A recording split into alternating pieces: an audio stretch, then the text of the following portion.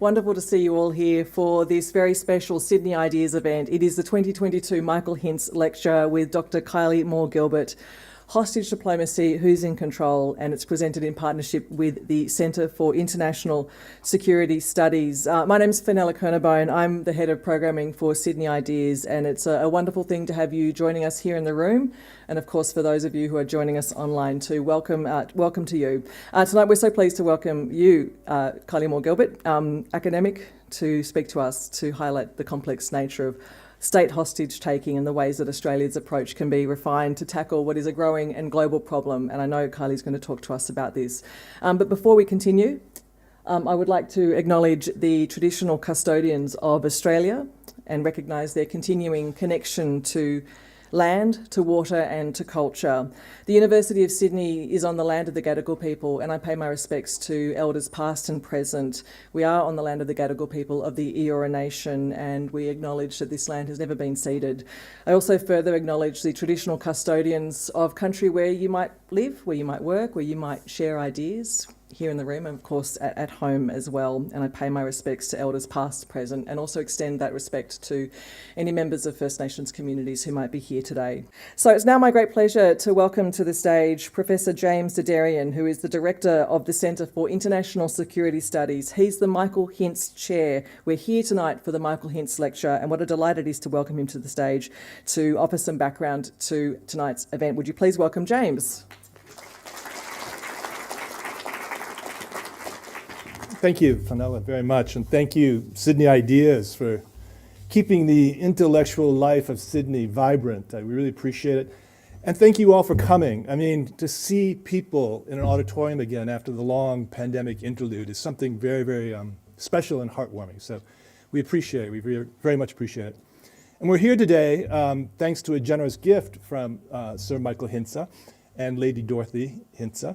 The gift was intended to set up the Center for International Security Studies in 2006, and it is partially geared towards research, teaching, but something like this, public engagement, getting ideas out there, getting ideas back. So this is a very special occasion, an annual event. It's been on a hiatus, and now we're back, and we're thrilled to be back with a remarkable speaker.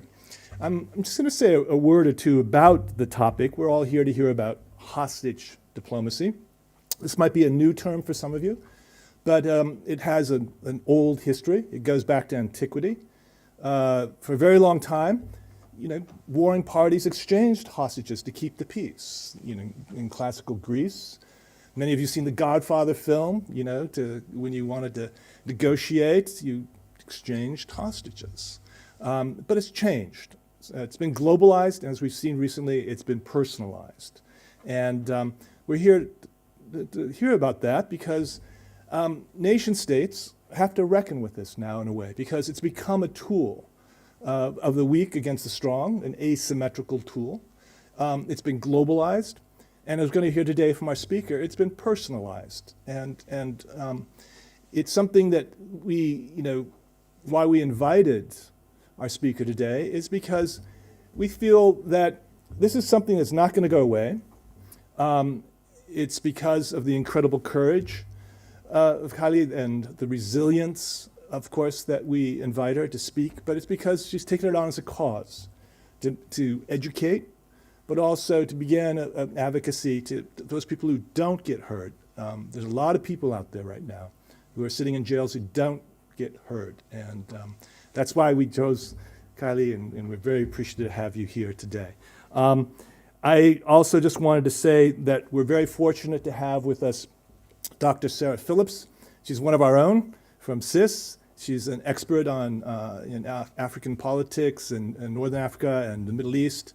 Just came back from the region, does a lot of field research on this, and we're honored to have her introduce our speaker. And we're honored to have her, of course, to moderate, after which there will be a Q&A session. So thank you once again for all coming, and I hope you enjoy the event. I'm really looking forward to hearing more about hostage diplomacy and to hearing how you all respond to this in the Q&A period. So thank you very much. Sarah, the floor is yours.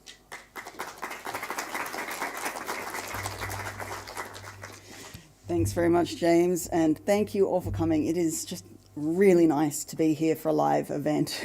Yeah, I can't tell you. And it's so nice to be able to do it with this lady right here. In 2018, as I'm sure many of you know, Dr. Kylie Moore-Gilbert was falsely accused and charged of espionage and imprisoned in Iran for over 2 years, before she was released in a prisoner exchange deal that was negotiated by the Australian government. As a victim of hostage diplomacy, Dr. Moore-Gilbert experienced firsthand the injustice of being reduced to little more than a political bargaining chip. And I'm sure that some of you have probably already read her wonderful book, The Uncaged Sky. If you have not, I highly recommend it to you. It is also available in audiobook, which Kylie reads just perfectly. But to those of you who haven't, I can really recommend it to you, for many reasons, but not least of which is the nuance with which she portrays the Iranian political system and the place in which prisons play within that system.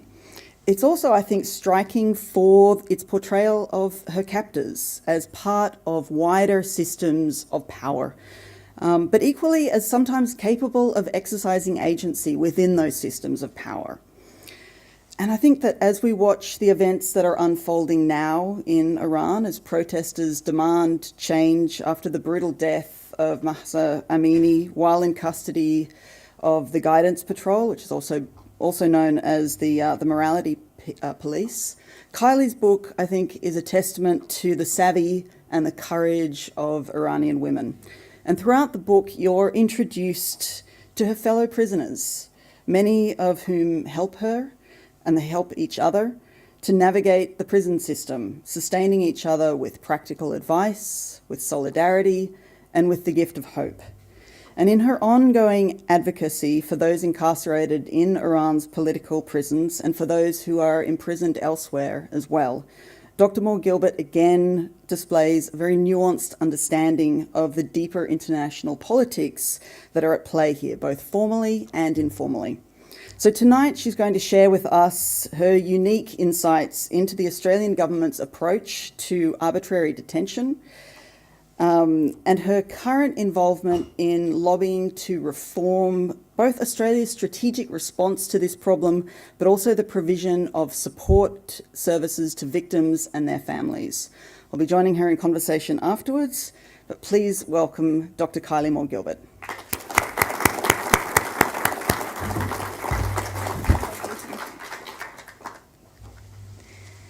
Hi everyone, thank you so much for having me today. It's amazing to see so many people here.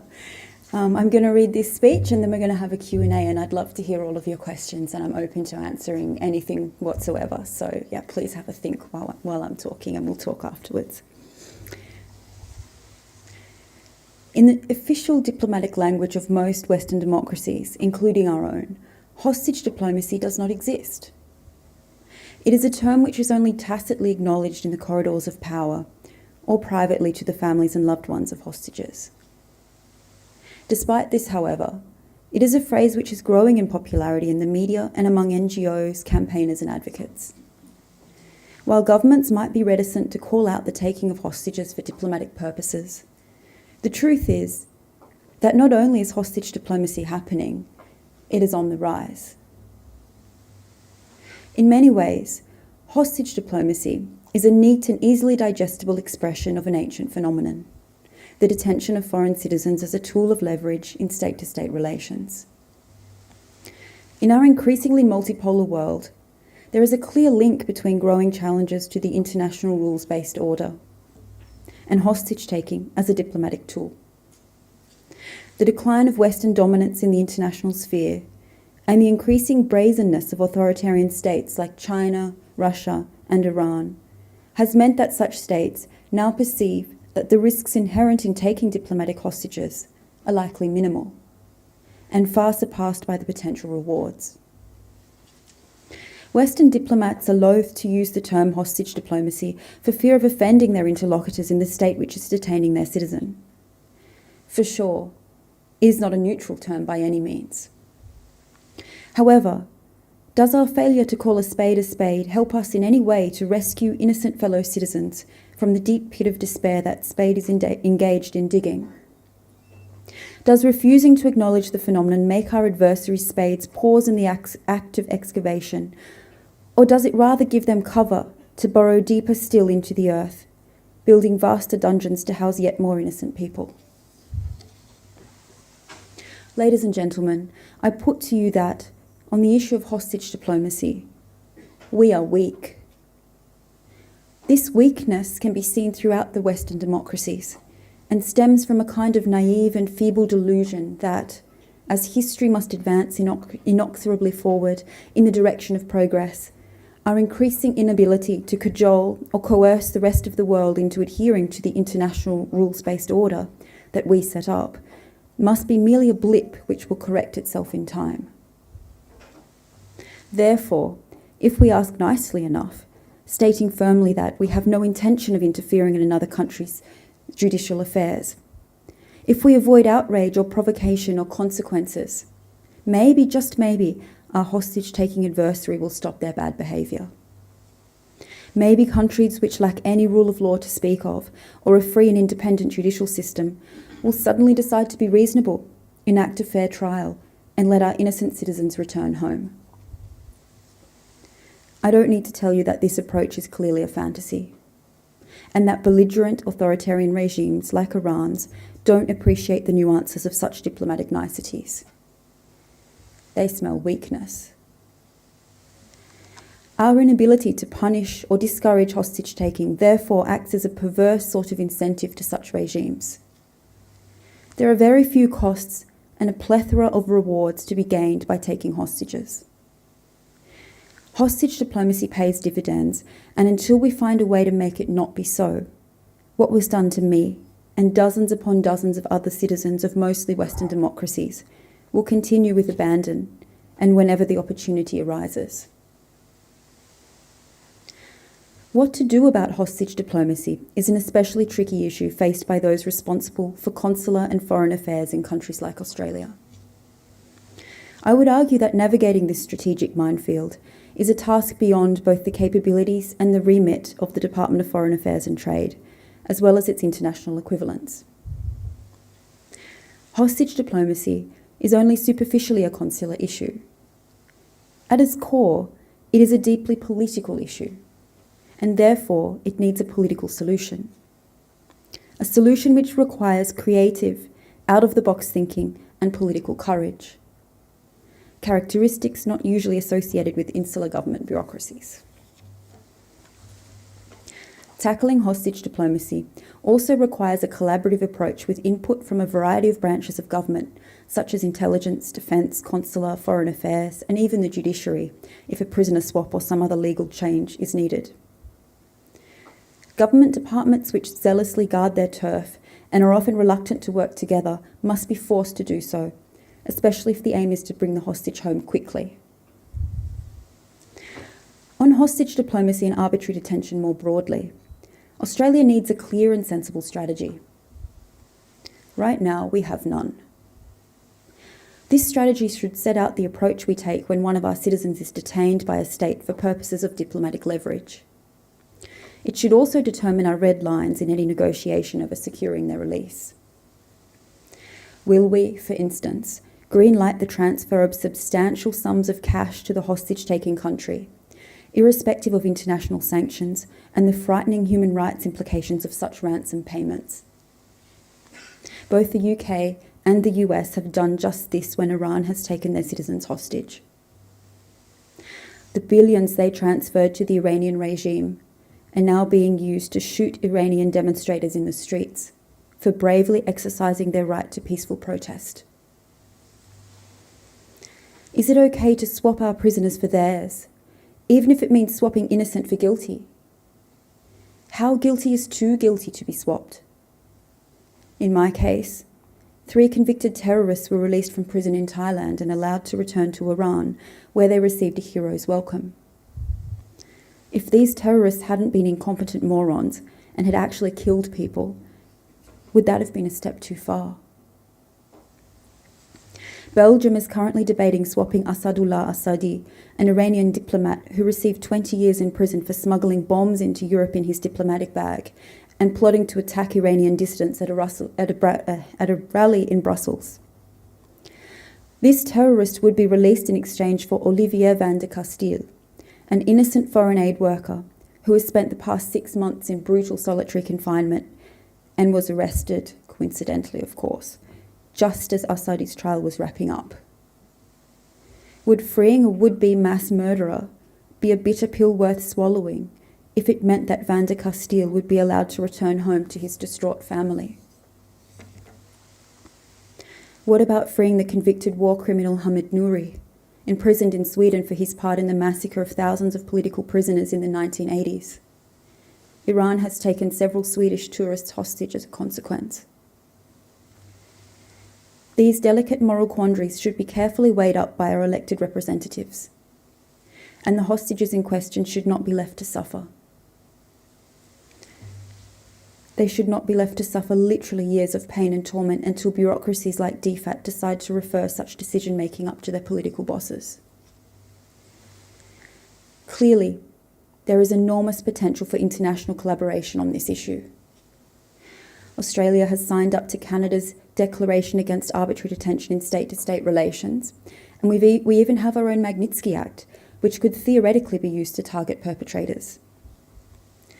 Sadly, however, like much in international law, the declaration is symbolic, non-binding, and therefore toothless. The UN Convention on Hostage-Taking does not cover state actors, and while the Canadian Declaration or the UN Convention could be adapted or expanded, there is no indication that such reforms are on the cards, nor would it mean much if the authoritarian regimes which are actually engaged in hostage-taking don't sign up. As for Magnitsky, so far Australia has declined to sanction anyone at all, except for a handful of Russians. Absent any meaningful progress on the international front, Australia should be developing its own standalone strategy on hostage diplomacy and arbitrary detention. The problem with leaving the management of state hostage-taking cases to DFAT consular, as they are currently, is that hostage diplomacy is not a consular issue. If someone is arrested, not because they committed a crime, or even suspected of doing so, but because they are an Australian citizen, this is not a matter of law and order at all. As I said earlier, it is a political matter, and it requires a political solution. I am therefore of the view that hostage diplomacy and arbitrary detention must be separated out from DFAT consulars' caseload and treated as the separate phenomena they are. When our citizens are arrested because of the fact that they are our citizens, somebody needs to make a call as to what carrots and/or sticks could be offered to get that person out as quickly as possible. Someone needs to communicate with the families of the detainees, as well as receive information or intel from them, which can often flow both ways. Someone needs to liaise with the broad array of stakeholders whose input could be useful, from intelligence to defence to Australian embassies on the ground. Someone needs to lobby the politicians to sign off on a strategy which must be developed with creativity and flexible thinking. Most importantly, the buck must stop with someone who is both approachable and accountable. Again, bureaucratic government departments are ill-suited to driving forward such tasks, which often require decisive action and a certain measure of risk-taking. In addition to developing a clear model for getting our citizens out of unjust detention in as swift and morally sound a fashion as possible, Australia also needs to think about how it communicates with the loved ones of current hostages, and what it does with the hostages once they come home. On both points, our form has often been poor, to say the least. Many are surprised to hear that DFAT can refuse to provide information to the distressed family members of Australian hostages until the hostage themselves sign a privacy waiver form. This bureaucratic catch-22 often persists for months, as the Australian government usually does not have immediate access to the hostage in order to provide them with the form to sign. This is not only irrational, but causes real harm to family members who are already suffering immensely. In general, when interacting with hostage families, I believe the government could do with a bit more compassion as well as common sense. DFAT's consular operations are also highly secretive and marked by an almost paranoid aversion to engagement with media. Family members, whilst being told very little, are pressed into silence, using the very effective threat of, if you speak out or campaign for your loved one, you will endanger them in prison. This is often in the absence of any evidence or precedent of this being so. In the case of Iran, the fate of dozens of European and American hostages have received media coverage over the years, and there's not a single example of press attention leading to the hostages' punishment in prison. To the contrary, my example and that of others are testament that the opposite is often true. Public attention forces the hostage-taking state to actually treat the detainee better in prison, including improved access to medical treatment. There are certainly cases in which a public campaign would be detrimental to negotiating a hostage's release. However, intimidating families into staying quiet often results in the family eventually going AWOL and treading a path that could endanger negotiations in a much more meaningful way than had they maintained an open channel of communication with DFAT. For instance, a campaign calling on the Australian government to do more to free me from prison in Iran would have been of little consequence to my Iranian captors. A campaign insulting the Iranian nation or abusing members of the Iranian judiciary would have gone down very differently. In today's interconnected, media-saturated environment, it is unrealistic to expect the loved ones of a hostage to keep quiet, particularly when coupled with a reticence to share detailed information with them in a more private capacity. One final area of policy, which I believe needs to be better engaged with, is reintegrating the detainee back into society once they arrive home. It shocks many people when I say there was no procedure in place for when I got off the plane. I received no comprehensive medical exam, nor a psychiatric evaluation. There was no formal debriefing. No support services appeared to exist. I went straight into hotel quarantine and from there simply went on my way. Each returnee's needs would of course be different. A one-size-fits-all approach would be unwise. We have, however, seen some cases of returned hostages failing to cope following their release back into Australian society. Recently, one former hostage returned to Afghanistan to celebrate the Taliban's takeover of the country with his former captors. What was going through his mind? Was this Stockholm Syndrome? What support, if any, did this former hostage receive following his years in brutal captivity? To be fair, what happens once a detainee returns home is not DFAT's purview. They are primarily concerned with what's happening outside the country, and once the hostage returns home, their job is done. The problem is, there doesn't seem to be anyone else to pick up the slack. We should also remember that DFAT has to deal with an average 40,000 consular cases a year, most of which involve Aussies dying or becoming sick or injured abroad, or even committing real and actual crimes. There are many excellent and dedicated employees in the department, but DFAT's caseload is ever increasing, and they lack the resources and funding to offer more than the most basic consular assistance in most cases. The United States has a model of best practice in this area. It's called the Special Presidential Envoy for Hostage Affairs. We need not adopt the US model wholesale, but we can adapt a similar envoy role to an Australian context. We could call this a commissioner or a special representative or even a task force. This person would ideally work with, but sit outside of DFAT, and would be appointed by and report to the Foreign Minister of the day. They would be tasked with developing strategy for achieving the return of the hostage as expeditiously as possible. They would also assist in developing a broader policy which acts to learn from past cases and from partner countries which face similar challenges, and act to disincentivise countries that do not respect the rules-based order from taking further hostages in the future.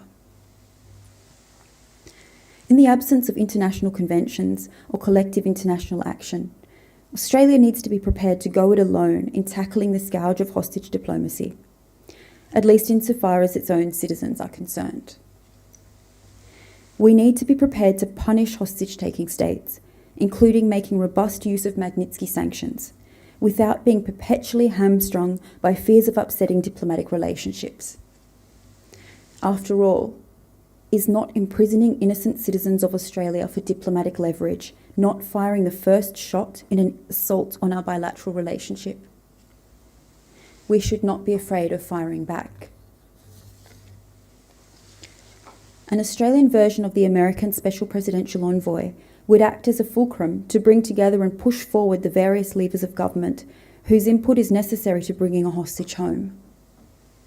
This person could coordinate with families and the media and could oversee the reintegration of the hostage once he or she arrives back in Australia. We will never be able to fully solve hostage diplomacy, but we can certainly do more to minimise its occurrence, and we can certainly do better in our approach to assisting current hostages and their families. I call on the government to develop a standalone strategy and consider implementing a model similar to that of the US Special Presidential Envoy. DFAT and the government will continue to dither, buck pass and deflect until it stops being politically expedient for them to do so. I hope you will join me in demanding that greater attention be paid to this issue, not only in the name of our fellow Australians currently unjustly imprisoned abroad, including Sean Turnell, who actually only hours ago received a 3-year prison sentence in Myanmar, Chang Lei and Robert Pether, but also in the name of those who, cruelly and unimaginably and unfairly, we know will be next. Thank you.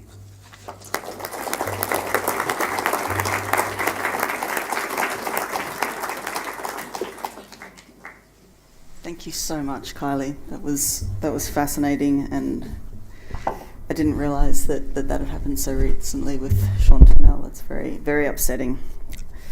I was wondering if perhaps in our conversation we might be able to turn a little more to the issue of academic freedom. You know, we're in a university, you're an academic, and I wanted to discuss some of the issues that your experience raises for that, and for scholars who want to continue to do research in authoritarian and conflict-affected contexts. And so I'm wondering whether you think, after everything that you've been through, that academic research should continue in Iran under the current regime. I mean, in other words, I guess what I'm trying to get at here is a better understanding of Iran's people, its culture, its politics, worth the risk that it potentially poses to researchers? And I guess the question more broadly would go to journalists as well.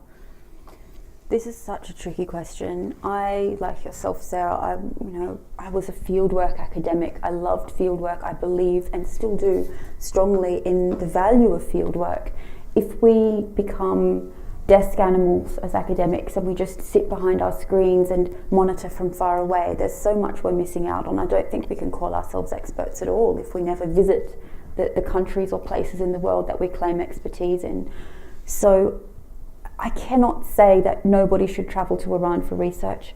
Despite what happened to me, I still see the value in it.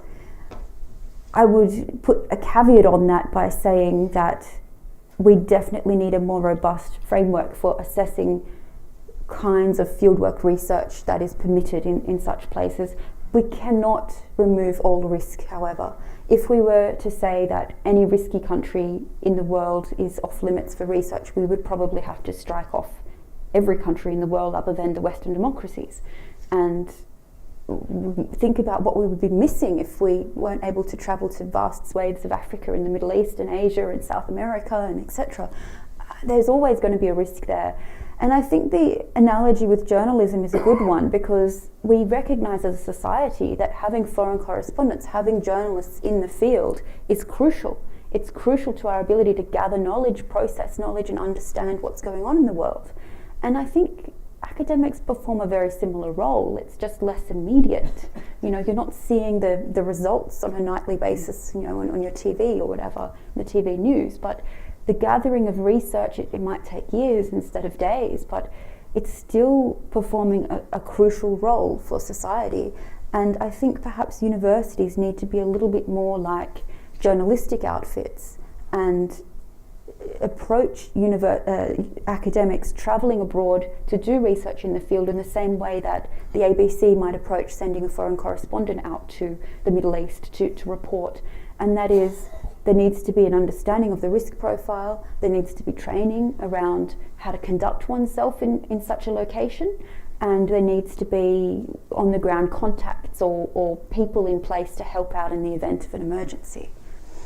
I think that's a really good idea, and I'm always thinking of the kinds of specifics because as you know, I have students who want to go and do this work as well, and I'm afraid of the doors being closed to that opportunity. But I think you're right that we do need to have a more systematic way of thinking through risk and preparing researchers not only for the kinds of risks that you've been talking about, but also for the ethical challenges that this can pose in multiple directions as well. Do you think that there are any specific safeguards that you can come up with that would have helped in your instance, or is that just too much hindsight required for that question?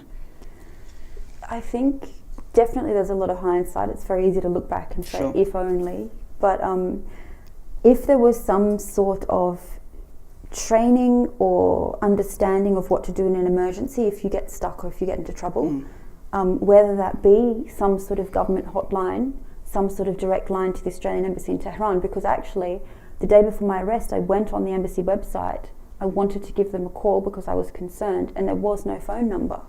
That's interesting. So obviously they don't want all and sundry calling them up and getting in touch and getting spammed by random people or whatever, but there was no way of contacting the embassy other than going down there physically in person and knocking on the door. And I've heard anecdotally you can't do that either because without an appointment they won't let you in. That's right. So it's very problematic. And if embassies aren't providing that, then perhaps universities need to think about providing that too. That because sometimes you just get picked up without warning and it's terrible bad luck and there's nothing you can do. But often there would be some sort of signal or sign, or you might have a suspicion or something a few hours before, or there might be the opportunity to ask for help. And if it was easy to do that asking, then you might save yourself from a very sticky situation. Absolutely, and I think you're right thinking, and it really comes through in your book, when you go back, as you say, in hindsight, you can put the breadcrumbs together to see how this came into being, and if there was some sort of a line that could be extended to people journalists, researchers to get some sort of quick access, I think that's an interesting thing to pursue.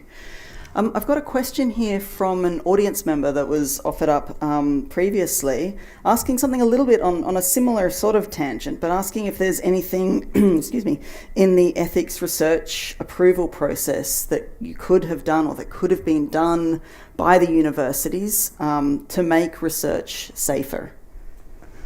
My impression of applying for several ethics approval processes in my former life as an academic was that when assessing the risk profile of the project, the emphasis is very much on the participants or the subjects of the research rather than on the researcher themselves. And that is warranted, of course, because any research with human subjects, you need to assess the ethical implications and etc. for that subject. But there wasn't very much, from what I can recall, about personal safety on a personal level of the researcher if they were going abroad or doing something that could result in a risky situation, even minimally. So, but at the end of the day, to be honest with you, my view of the ethics approval process is just a bureaucratic nightmare. It's a series of hoops you got to jump through. Nobody cares. You got some bureaucrat ticking boxes somewhere in the background. This person has no understanding of what your research is. It's just someone in some central department somewhere. The people on the committee that approve the projects, half of them are from science or from engineering or from some other faculty. Again, no real understanding.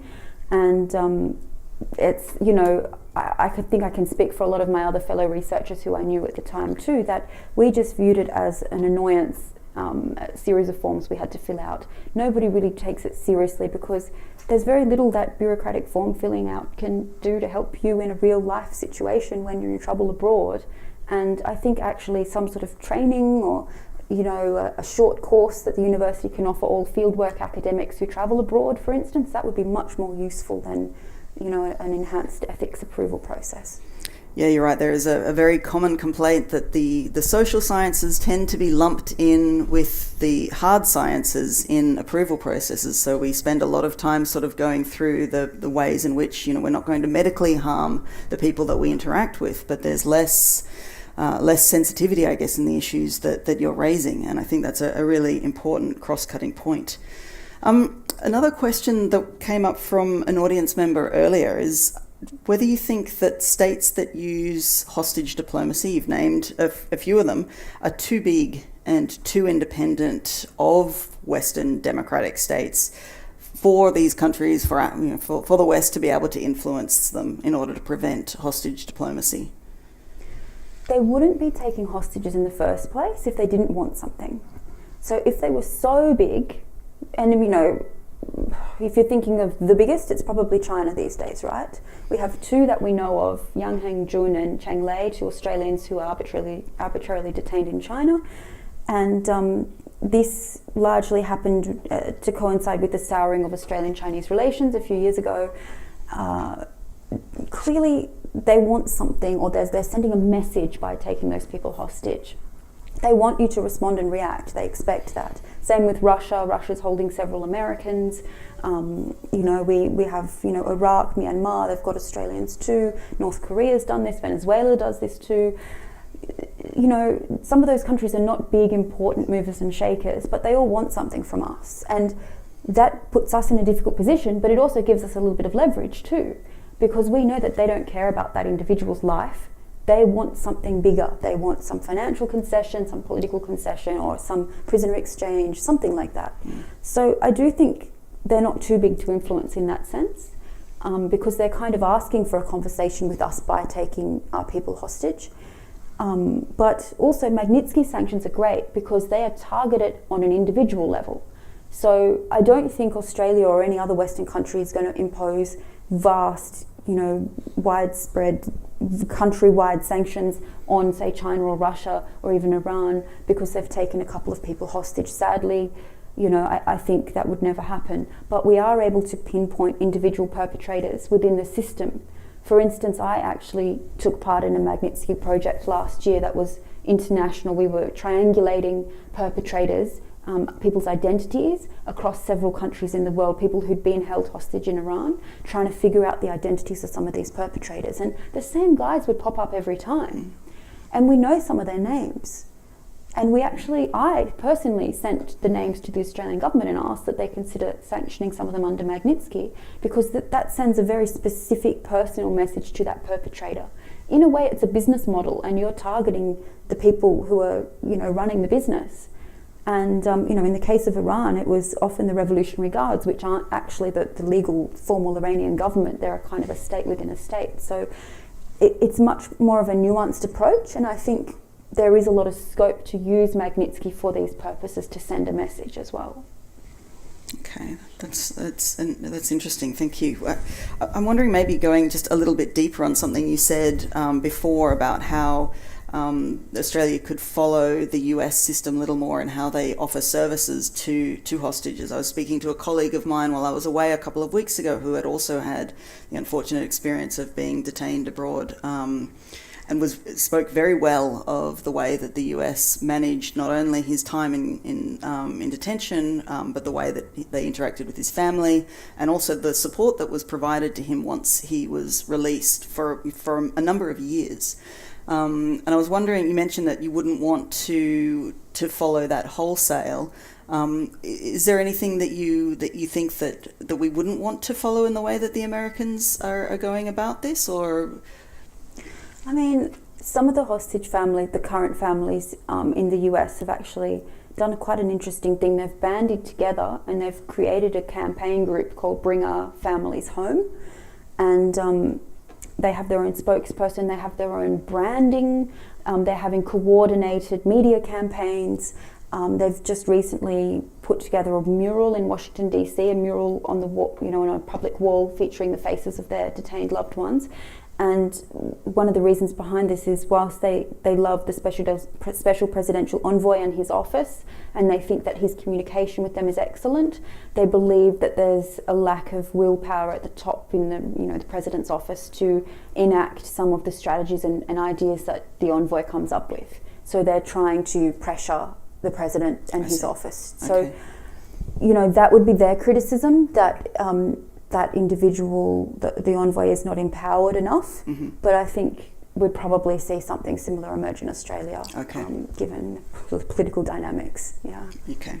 I've just got one more question and then we can hand it over to the audience for questions. But obviously I follow you on Twitter quite closely. And I've noticed that you've been calling out academics at Western universities who are trying to identify protesters in Iran and then have them reported to the IRGC.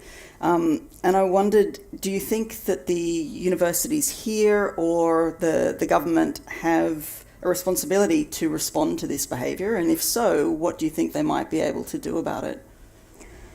Apologies to everyone for my ranting and raving on Twitter, if any of you have followed me, especially right now. But yes, it's actually quite shocking. This particular individual Sarah mentions is based at Auckland Uni in New Zealand, actively on social media encouraging fellow Iranians to inform on one another and inform the Besiege and the IRGC to have them arrested. This is a PhD student at at a New Zealand university. But also here in Australia, I've seen evidence myself of one former head of the Besiege of a major Iranian province was a PhD student at a major Australian university. And the Besiege are the paramilitary groups on the streets shooting the protesters with live bullets right now. And this guy was at an Australian university. We actually had the son of the Iranian parliamentary speaker, Kylie Moore-Gilbert, at an Australian university, laundering money from, ill-gotten, corrupt money, almost certainly from Iran, buying property in Australia, studying there. Some of these, and this is just Iran. I mean, China is a whole nother kettle of fish in that sense. I think universities have a responsibility when they're giving student placements or academic positions, because some of these guys are actual academics too, when they're giving positions, to assess who this person is, and if there's a national security implication, they need to inform the government. And in the same vein, our intelligence authorities need to be sharper about identifying some of these people. If they are in Australia, is it in our interest that they remain so? Are they informing? Because often, and especially in the case of China, but also anecdotally I've heard in the case of Iranian students here too, some of these people are actively informing on their countrymen in Australia, watching them, seeing who's politically active, sending info back to Iran. We don't want that. Universities and governments have a responsibility to protect the freedom of speech and the rights of our students too. So there needs to be more rooting out of some of these individuals and more consideration as to who we're giving visas to and whether also they're laundering funds and up to no good, on our territory as well. Okay, thank you, Kylie. I think we might go to audience questions. If you're joining us online, you can ask your question in the box directly below the video, or you can also go to slido.com, as Fenella mentioned, SLIDO, and use the code Sydney Ideas. For those in the room, though, we've got 2 roving microphones. If anyone would like to ask a question of Kylie. Otherwise, I can keep going because I've got questions all evening. Plenty on Slido, yep.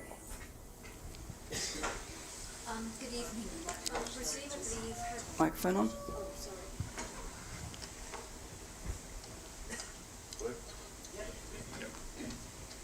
sorry. Better? Presumably you've had some interaction with DFAT with your thoughts and recommendations. Are you able to tell us a bit about that? Yes, I went down there a few months after my release and had a very good, robust chat with them in Canberra. Unfortunately, I don't think any of my ideas were listened to because I've seen the same mistakes repeated with others who've since come back after me, including one in May of this year who received no help or treatment or support whatsoever and wasn't even aware that anything was out there or possible, which broke my heart because I've had several conversations with them and I've been told it would be taken on board. But I'm not blaming them on an individual level. I think the individuals within DFAT do care, and there are some great people who, on a personal level, go above and beyond and really want to help. It's just sort of institutional culture, the constant changing of staff as well. People shift positions all the time, and I think a lot of the knowledge isn't retained, and every few years, the system gets cleaned out, new people come up and everything starts from scratch again, which is why I think we need a formal strategy and someone with whom the buck stops, because unfortunately there's no one individual within DFAT responsible for arbitrary detention. There's a kidnapping section, but that's much more broad, and it deals with sort of non-state actors and mafia groups and criminal gangs and all these kinds of things, which is much more clear-cut law and order rather than a diplomatic issue. So I don't want to blame them too much. I think they do a good job at what they do, but unfortunately, I think having a standalone strategy in this area would ensure that other people don't fall through the cracks in the future. Thank you. I've got a question online from Diane, who's asking, as a young female PhD student doing fieldwork in conflict zones in Central Asia and the Caucasus, do you have any specific suggestions for her to take proactive safety protocols? My specific suggestion would be find the mobile number of somebody who works in the embassy of whatever country you're going to, whether that be trying to do so via formal official means. I don't know if they'd give it to you, but informally, often you can find a contact of a contact or somebody who works in the embassy. Try and get some sort of direct line and have that in your phone when you go there. So if anything goes wrong, in a split second, you can try and pick up the phone. I think that would have been really useful to me had I had that in Iran. Yep, I think that's a good suggestion. If I could add to that, before I go away, I have a list of phone numbers that I leave to my husband of this, if it goes bad, this is the first person. And it's always, I have people in the country who I know will be seeing me regularly, which I guess if you've not visited the country is a little harder to do. But I would say before you go, try to build rapport with people who are already on the ground and who have a good understanding of the local security situation. And as you say, give their phone numbers to loved ones at home and make sure you've got that stored in your own phone as well.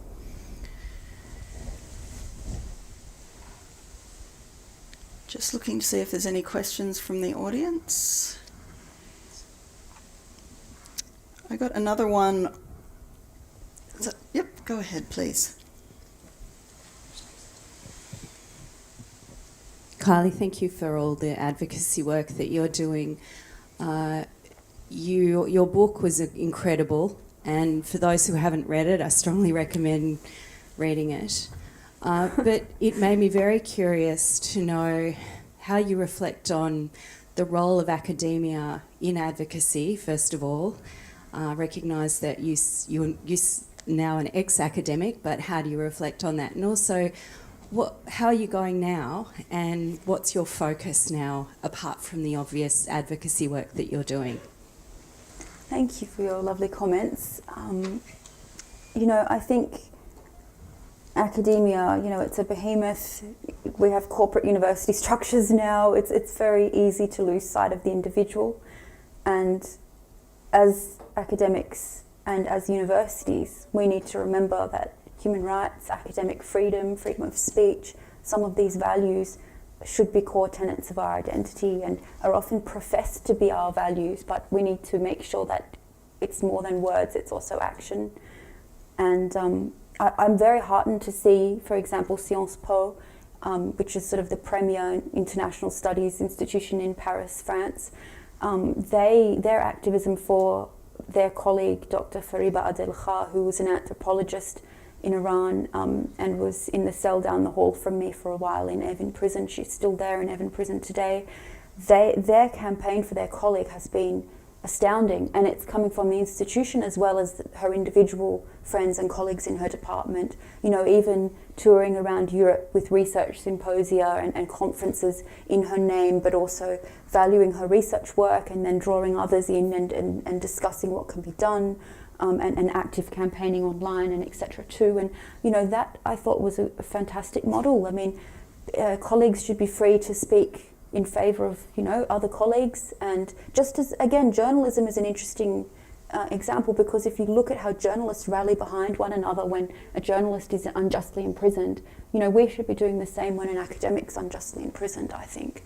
And I know on an individual level a lot of people do that, and I very much pay tribute to my amazing colleagues at various universities, and Sarah's one of them, of course, throughout Australia, who campaigned for me when I was in prison, because that was invaluable. And I can't thank them enough for that. And I'm doing well, thank you for asking. I'm quite busy these days travelling around doing things, but hopefully it'll settle down soon and I'll have a break. I think you'll deserve one. You're travelling at a constant pace. It's been very hard to get a date that worked for you, so we're very lucky to have you here. One more question from the audience online before I take another one from the audience here. I guess a question sort of going a little further down what you were just talking about, a more personal question from Margaret. What kept you going while you were locked up in Iran? That's really hard to answer. For me, the friendships and the solidarity of my fellow inmates was what kept me going.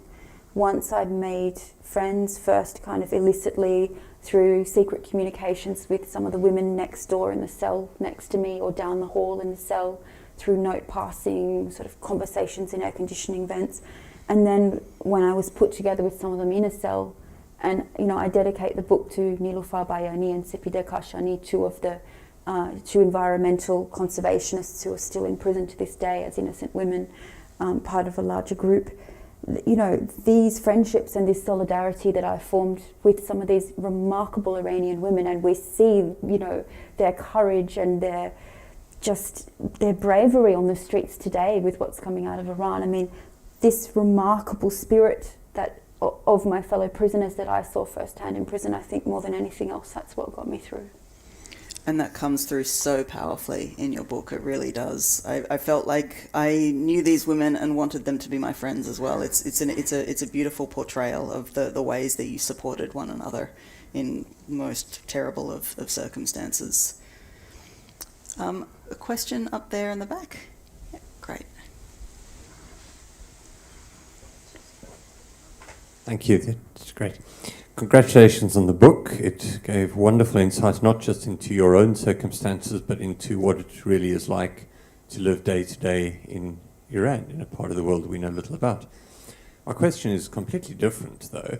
I read that you are initiating legal action against the president of Iran. Now, unfortunately, I don't think you'll get anywhere, because one of the strongest principles in international law is head of state immunity, both as a sitting head of state and as a sitting head of state visiting for an official United Nations function. I simply don't think you'll even get into court. But perhaps you could tell us about the thinking behind the legal action, and because obviously you're aware of what I just said, but what would you be hoping to achieve from it, and why, or what was your motive for this action? That's an excellent question. So, sort of, the way I see it is it's a bit of a stunt. It's not serious. Well, I mean, I shouldn't say that, because I'm a plaintiff in this, but I'm not the only one. There's a group of people, and the action had been put together by Nufti, which is an Iranian-American pro-democracy lobby group, and the Atlantic Council's strategic litigation project.